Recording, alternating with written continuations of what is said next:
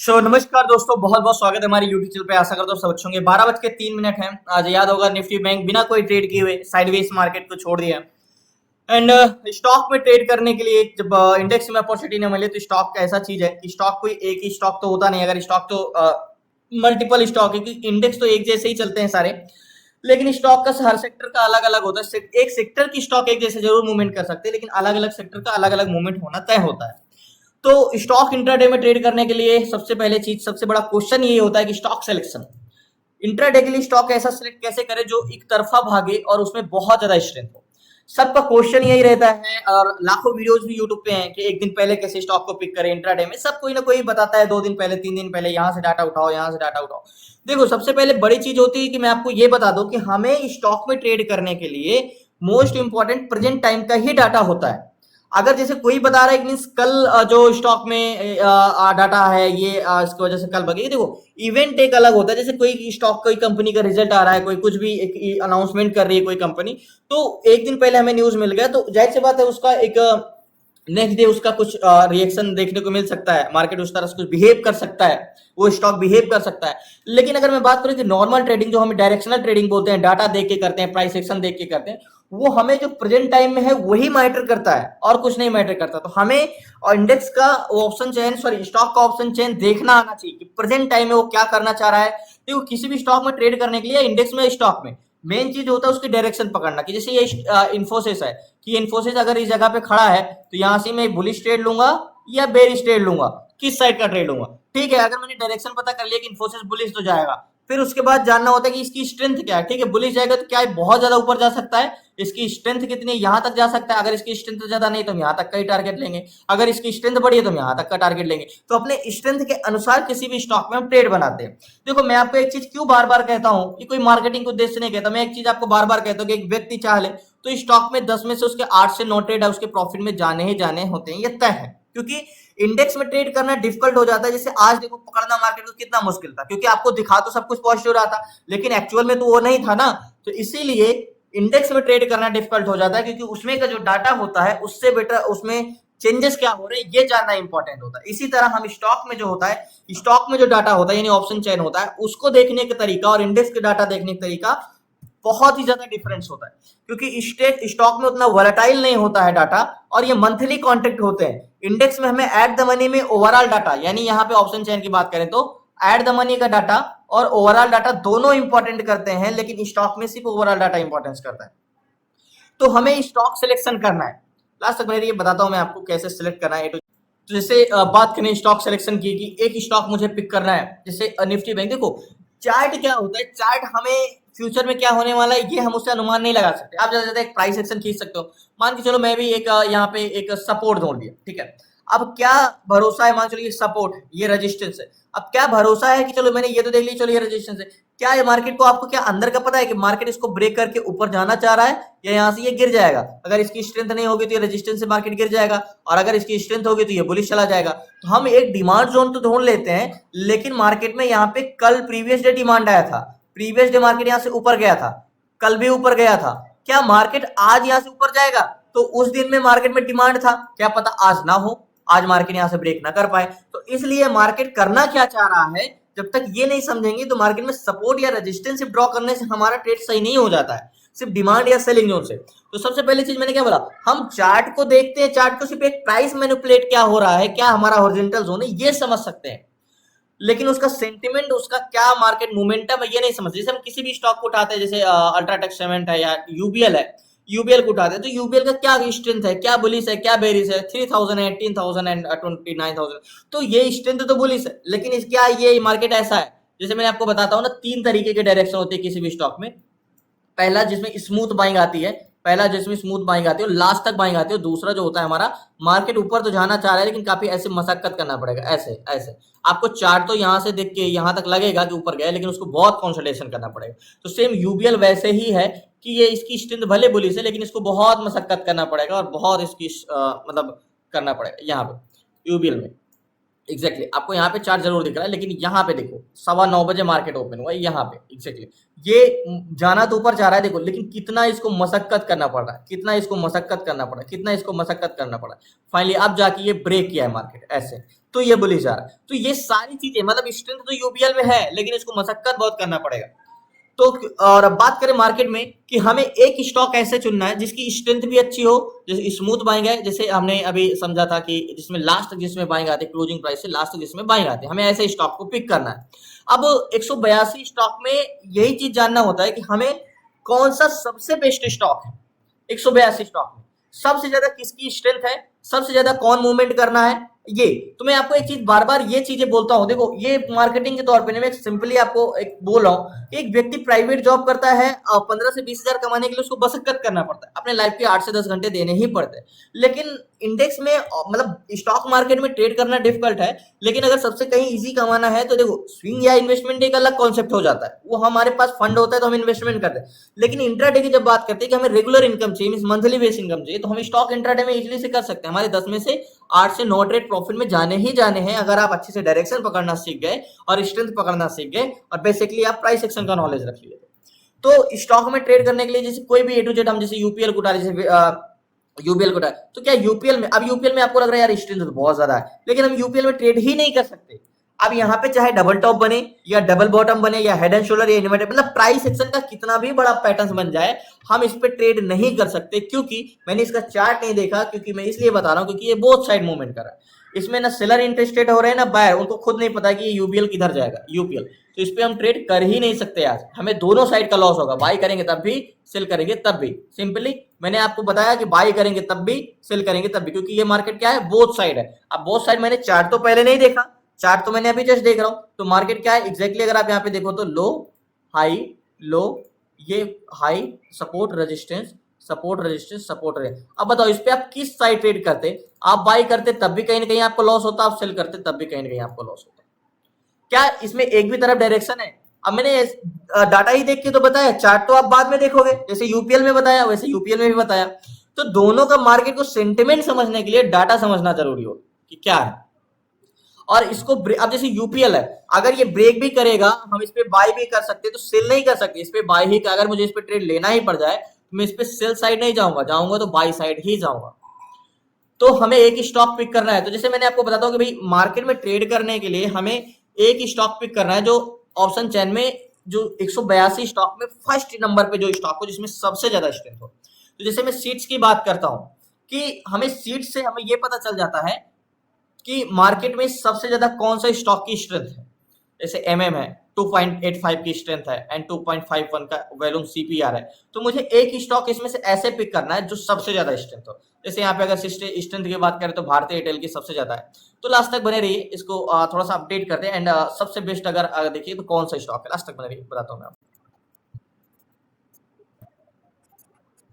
So finally सबसे best में MM, जैसे मैंने आपको सीट्स में बताया कि एमएम है जो वो सबसे बेस्ट है, नंबर 1 पे है, 2.61 का चेंजेस है, 2.51 की स्ट्रेंथ है, 1.27 की। तो यहाँ पे इसका चेंजेस देखे तो कंटिन्यू इंक्रीज भी हो रहा है, ठीक है। दूसरी चीज हमने यहाँ पे ऑप्शन चेन में एक बार एमएम देख लेते हैं कि भाई सबसे 182 स्टॉक में अगर टॉप पे कोई है तो एमएम है। तो एमएम को एक बार हम यहाँ पे देख लेते हैं कि एमएम में हमें ट्रेड करने के लिए 1,40,000 15,000 19,000 सबसे बेस्ट स्टॉक है एमएम। तो एमएम को सबसे पहले एक्चुअली में मार्केट में 12 बजे आते, ये 10 बजे आते, तो एमएम में कितना अच्छा ट्रेड बनता। एंड एमएम में सबसे पहले इसको चार्ट पे लगाते हैं कि ट्रेड हमारा कहाँ पे बनेगा, horizontal zone A to Z सारी चीजें, लास्ट तक बने रही है। एंड एमएम सबसे पहले इसको हॉरिजॉन्टल जोन खींचते हैं वन डे टाइम फ्रेम की, कि horizontal zone already market movement तो कर चुका है, लेकिन सबसे पहले इसमें ट्रेड करने के लिए हमें क्या जरूरी है, वन डे टाइम फ्रेम का हॉरिजॉन्टल जोन, जो कि वन डे टाइम फ्रेम से मार्केट ऊपर निकल चुका है। तो हॉरिजॉन्टल जोन हम क्या ले सकते हैं, मार्केट ऑल टाइम हाई पे। तो हॉरिजॉन्टल जोन जो होगा हमारा, आपको मैंने बताया क्लासेस में भी कि अगर ऑल टाइम हाई पे होता है तो मार्केट को हमें कैसे ट्रेड करना है। सिंपली मैंने ये वाला ले लिया, उसके बाद हम 5 मिनट टाइम फ्रेम में आएंगे। तो 5 मिनट टाइम फ्रेम के बाद अगर हम एक रिटेस्ट एंड रिजेक्शन की बात करेंगे, तो मार्केट क्या किया है, एक नेकलाइन हम ले लेंगे, ये वाली हमारी हो जाएगी नेकलाइन, ठीक है। ये वाली हो जाएगी हमारी नेकलाइन। क्यों नेकलाइन हो जाएगी, क्योंकि मार्केट इसको ब्रेक करके रिटेस्ट करके वापस जा रहा है ऊपर। तो नेकलाइन के ऊपर कैंडल्स तो क्लोज दे ही दी है, ऊपर से हम देखेंगे गैन कैलकुलेटर। तो गैन कैलकुलेटर की बाइंग जोन हमारा क्या है, स्ट्रेंथ तो बहुत अच्छी है, लेकिन एमएम में क्योंकि टारगेट क्या रखे ना है, सारी चीजें टू जेड सारी चीजें, तो ऊपर के मैंने नेकलाइन ज्यादा हाईलाइट कर दिया है और हॉरिजॉन्टल जोन कम कर दिया। तो ये हमारा एग्जैक्टली नीचे वाला हमारा हॉरिजॉन्टल जोन है, ठीक है, और ये हमारी ऊपर वाली नेक लाइन है। अब गैन कैलकुलेटर में जो बाइंग जोन डालेंगे हम, हॉरिजॉन्टल जोन, यानी ये 3014 रुपए 3014 है, 3014, ओके। कैलकुलेट करेंगे तो गैन का कहना है कि 3025 के ऊपर जाएगा तो आप बाई करना, और 3028 चल रहा है, तो मतलब गैन कैलकुलेटर के हिसाब से बाइंग हो चुकी है। और गैन कैलकुलेटर का टारगेट क्या है, 3037 का, तो 28 चला, यानी 37 का टारगेट, और 37 का तो टारगेट इसने दे भी दिया है। और सेकंड टारगेट क्या है, 51 का, 51 का नहीं दिया है एग्जैक्टली ये, तो लास्ट तक मेरे इस पे मैं बाइंग करता हूँ। जाहिर सी बात है ये तो ऊपर जाने वाला है, इसके ऐसा स्टॉक एक तरफा है, ये लास्ट तक बाइंग आएगा, आंख बंद करके ट्रेड कर सकते हो इस पे, तो इस पे मैं ट्रेड लेता हूँ। सो फाइनली एमएम में 100 क्वांटिटी लिया है और 3028 की बाइंग है, और टोटल 60,000 का फंड लगा है, 60,600 का।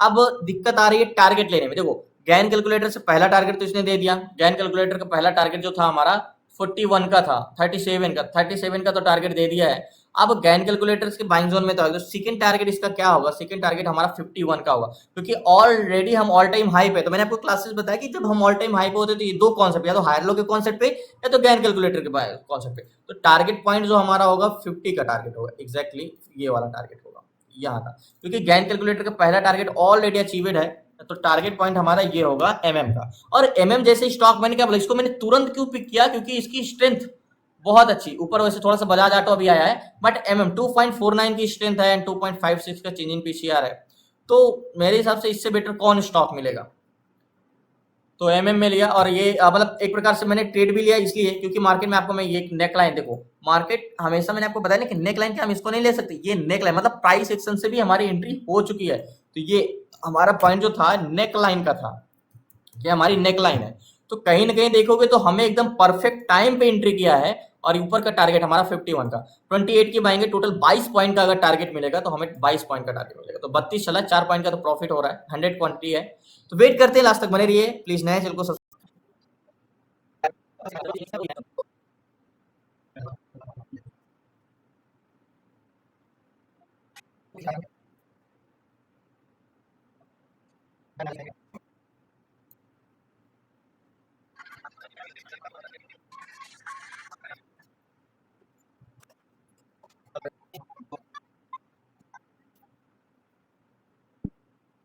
सो फाइनली देखो ये मार्केट में जैसे मैंने बताया ना कि इसकी स्ट्रेंथ बहुत अच्छी है, और ये जाएगा तो बुलिश ही जाएगा। एक बार एमएम को फिर से बात करें तो 1,41,40,000 है, और फिर से कॉन्ट्रैक्ट अगर ग्रीन देखे तो 1,3 है, 41, मतलब ऐड हो रहे हैं, नए बायर भी ऐड हो रहे हैं, और इसका चेंज इन कॉन्ट्रैक्ट भी कंटिन्यू इंक्रीज हो रहा है, तो मतलब एमएम में तो कोई ऐसा है ही नहीं है, और इसकी स्ट्रेंथ बुलिश ही है, तो मतलब काफी, मतलब अगर मार्केट नीचे आ भी सकता है तो इस जोन को टेस्ट करने आ सकता है।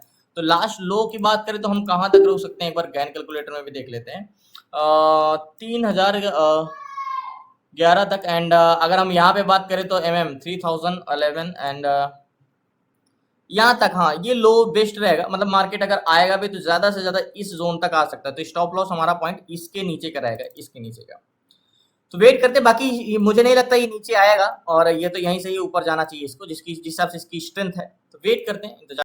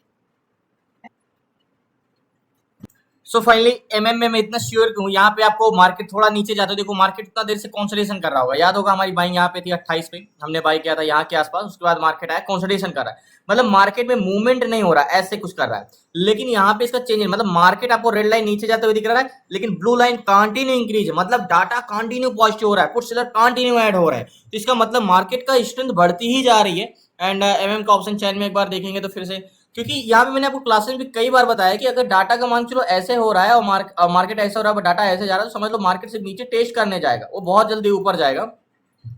तो मार्केट बेरी जाने का कोई चांसेस नहीं है।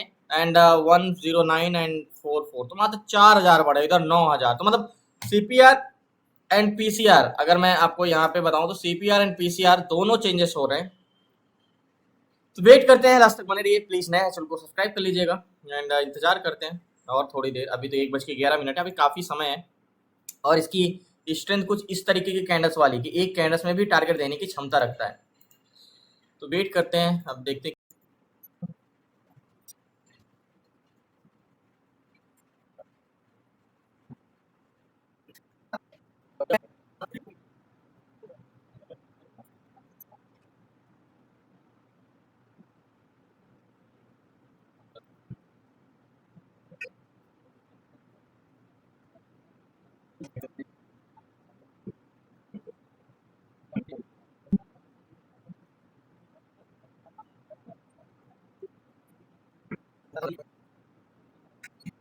सो फाइनली थोड़ा सा टारगेट 43-44 चल रहा है और 51-50 का टारगेट है, मतलब कह सकते हो कि 44 तक गया है और 6 पॉइंट बचा है अभी यहाँ से, टारगेट थोड़ा सा बचा है। एंड 28 की बाइंग है। तो वेट करते हैं, लास्ट तक बन रही है, थोड़ा सा और टारगेट है।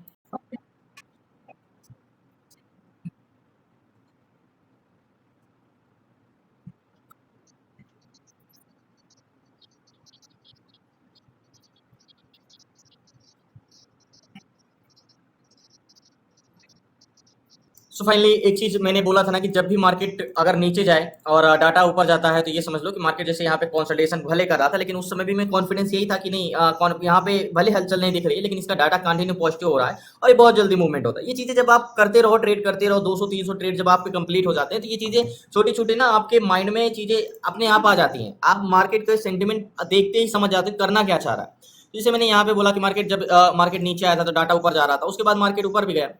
यहाँ पे भी देखो, ये मार्केट नीचे आ गया लेकिन डाटा तब भी काटे, और यहाँ से भी डाटा कंटिन्यू इंक्रीज ही हो रहा है। तो एमएम एक तरफा है, जैसे मैंने आपको बताया ना कि शुरुआत से लास्ट तक जिसमें बाइंगे आती है। और आपको इसमें देखा होगा कि मार्केट खुला कहाँ पे, देखो यहाँ पे ओपन हुआ है ये, और जहां से ओपन हुआ है ये 2962 पे ओपन हुआ है, अभी 3043 चल रहा है। तो कंटिन्यू बाइंग आती, हमने तो लास्ट में अगर ये सुबह होता तो हमने अच्छा प्रॉफिट कर लिया होता। बट ये हम 12 बजे आए मार्केट में, यहाँ पे एंट्री किया और 42, 43, 44 चल रहा है। थोड़ा सा टारगेट लास्ट ये 46 तक होके आया है। 7.8 पॉइंट टारगेट बच रहा है, 50 का है, ऑल टाइम हाई पे मार्केट है। तो ये चीजें जैसे गैन कैलकुलेटर में पहला टारगेट 37 का है, लेकिन हमने 28 पे बाई ही किया है। सेकंड टारगेट हमने लिया है गैन कैलकुलेटर का 51 का, तो हमने 50 के राउंड फिगर जोन रखा है टारगेट का। जैसे मैंने आपको क्लास में बताता हूँ, हमेशा अगर आपका 101, 102 आ रहा है तो आप टारगेट 100 का आ रहा है तो आप हमेशा 99 का रखो, क्योंकि सेलर काफी ज्यादा राउंड फिगर जोन पे बैठे होते हैं। और जैसे ये 50 का आ रहा है तो मैं 51 का आ रहा था, मैंने 50 का रखा कि मार्केट 50 तो टेस्ट करेगा ही करेगा। तो जल्दी मार्केट ऊपर जाएगा, अभी बहुत समय है, अभी 2 घंटे के से कह सकते हो, पौने 2 घंटे समय है मार्केट में। देखते हैं, थोड़ी देर और इंतजार करते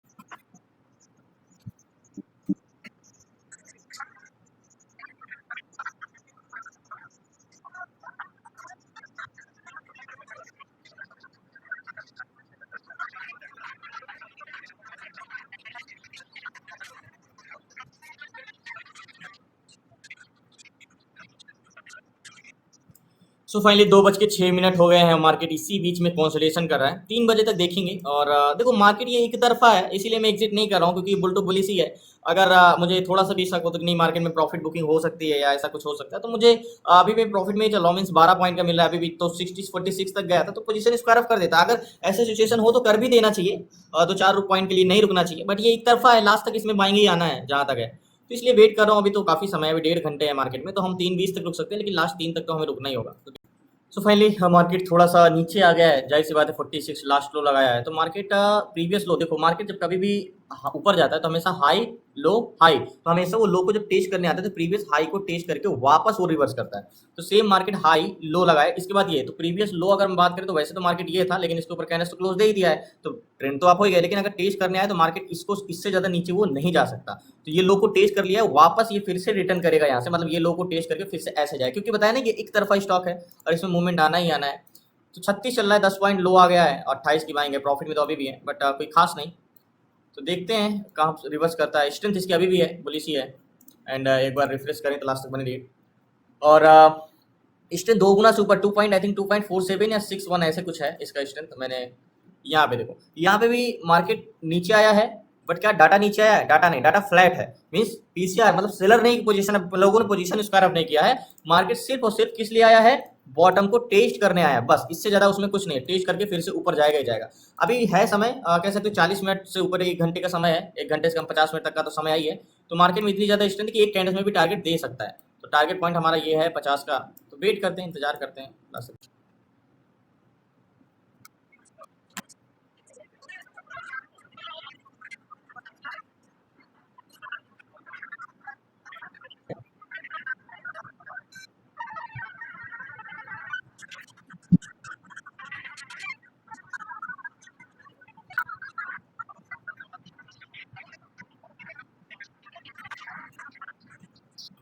सो फाइनली एक चीज तो मैंने आपको बोला था कि ये यहाँ से ही रिटर्न करेगा, क्योंकि हमेशा मार्केट बुल टू बुलिश रहता है, तो हमेशा लो के प्रीवियस हाई को टेस्ट करने आता है और रिटर्न होता है। तो वैसे सेम यहीं से ही रिटर्न किया जहाँ से मैंने बोला था। और 46 चल रहा है, 4 पॉइंट। अब इतना देर वेट किए तो 15 मिनट और वेट करेंगे ही करेंगे। और 50 का टारगेट है, 46 लास्ट है तो 47 तक जा चुका है। और अब तो ये इसको ब्रेक किया है, इसको प्राइस को तो जाना ही है उसके ऊपर। तो इंतजार।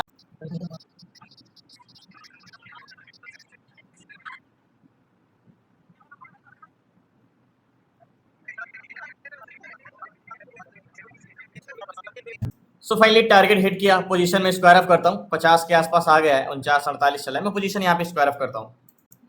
सो फाइनली एक चीज, जब आपको कॉन्फिडेंस तभी आ सकता है जब आपके पास नॉलेज हो। और आप 50 को हो क्या है, लेकिन मैंने एग्जिट कर पाया 48 के आसपास। अभी तो 47 48 चल रहा है, 50 पे एग्जिट नहीं कर पाया, लास्ट 46 तक गया था। इतना देर तक वेट करना पड़ा, क्योंकि ऑलरेडी मार्केट में 2:49 है। तो हो सकता है थोड़ा बहुत प्रॉफिट बुकिंग होने लगे तो मार्केट नीचे आ जाए। सो फाइनली याद होगा मैंने आपको एक चीज जरूर बोला था कि मार्केट एक तरफा है। लास्ट में लो से जब तक इसमें से बाइंग आएगी और लास्ट क्लोजिंग तक इसमें बाइंग आना ही है, क्योंकि एक तरफा स्टॉक और इसकी स्ट्रेंथ बहुत है। फर्स्ट हमने बाई किया था कहाँ के आसपास? नेक लाइन के नीचे ही बाई किया था। और ये नेक लाइन नहीं है, नेक लाइन ये है हमारी। और हमने एंट्री किया था करीब करीब करीब यहाँ के आसपास 12 बजे के आसपास। और उसके बाद कंसोलिडेशन किया, मार्केट ब्रेक करके 46 तक आया। और 46 के बाद जब मार्केट वापस नीचे आने लगा तो मैंने आपको बोला था एक चीज, कि मार्केट लो को टेस्ट करके फिर से रिवर्स करेगा, क्योंकि इसकी स्ट्रेंथ बढ़ती जा रही थी। डाटा आपको भले मार्केट ऐसे आया लेकिन डाटा आपका ऐसे ही जा रहा था। तो ये चीजें बहुत इंपॉर्टेंट करती हैं स्टॉक में। और जो मैं आपको सीट्स में बताया कि नहीं, एम अभी फर्स्ट पे चला, 3.12 का चेंजेस है और 2.42 का स्ट्रेंथ है, 1.30 यानी 182 स्टॉक में सबसे टॉप पे है एमएम।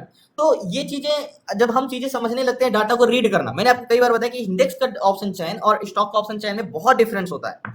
बहुत देखने का तरीका, स्ट्रेंथ पहचानने का, हर रूल्स अलग होते हैं।